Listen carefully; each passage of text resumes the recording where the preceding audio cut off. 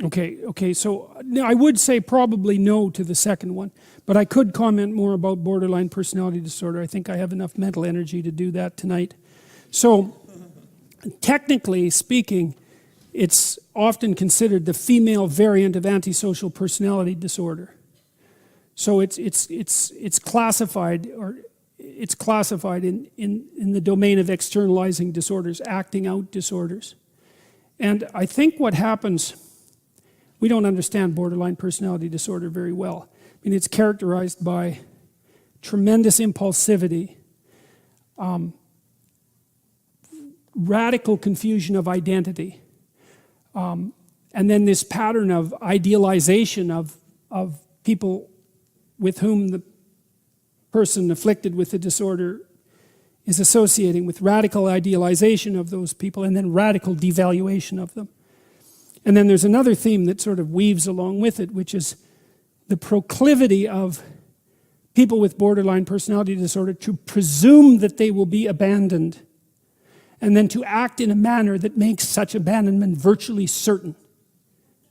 And so it's a very complicated disorder, but that, I think, gets at the crux of it.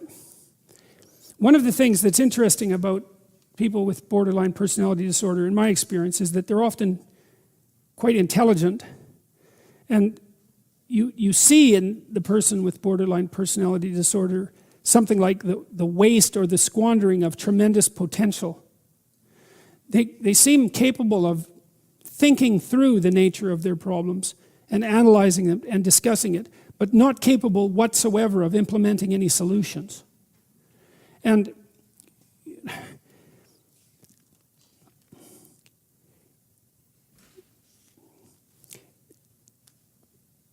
technically, there's no relationship between IQ and conscientiousness.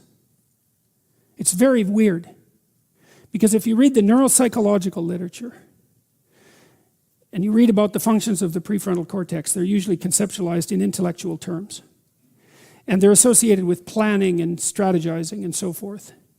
And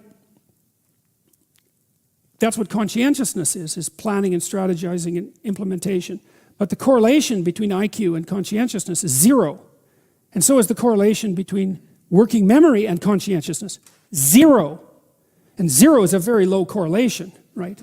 I mean, really, it's hard to find things in psychology that are correlated at zero. Things tend to be correlated to some degree. They tend to be interrelated. The borderline seems to be able to strategize and to abstract, but not to be able to implement. And so the intellect per se seems to be functional, but it's not embodied in action. So it can be frustrating to be associated with someone who has borderline personality disorder, because they can tell you what the problem is and even tell you what the solution might be, but there's no implementation. So maybe something went wrong developmentally. We don't know exactly how these sorts of things come about. The other thing that seems to be characteristic of people with borderline personality disorder is that they remind me very much of people who are 2 years old. And in some manner, like people with borderline personality disorder can have temper tantrums. In fact, they often do. And now and then you see a temper tantrum, and they're usually thrown by 2-year-olds, right? Most people grow out of temper tantrums by the time they're about 3. They're very rare at 4, which is a good thing, because if they're still there at 4, that is not a good diagnostic predictor. That's actually a good diagnostic predictor, but it's not the kind that you want.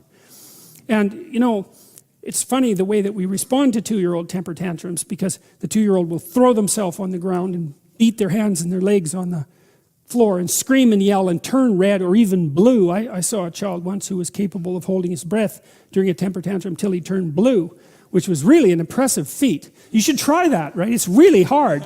You really have to work at it. And you see that in adult borderlines. They'll have temper tantrums. And the funny thing is, when a 2-year-old does it, it's like it's a little off-putting. But when an adult does it, it's completely bloody terrifying. And it happens very frequently with borderlines. And so I would also say, to some degree, they didn't get properly socialized between that critical period of development between 2 and 4. And you see the same thing with adult males who grow up to be antisocial. Because a large proportion of adult males who grow up to be antisocial are aggressive as children, as 2-year-olds. And so there's a small proportion of 2-year-olds who are quite aggressive. They'll kick and hit and bite and steal if you put them with other 2-year-olds. It's about 5% of the males, smaller fraction of the females. But most of them are socialized by the time they're 4. But there's a small percentage who aren't, and they tend to stay antisocial, and they tend to turn into long-term offenders.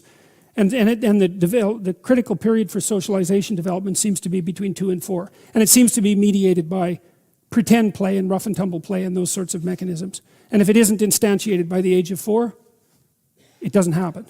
And it doesn't look like it's addressable. Now, there are dialectic behavioral therapies that have been developed for people with borderline personality disorder, and they're purported to be successful.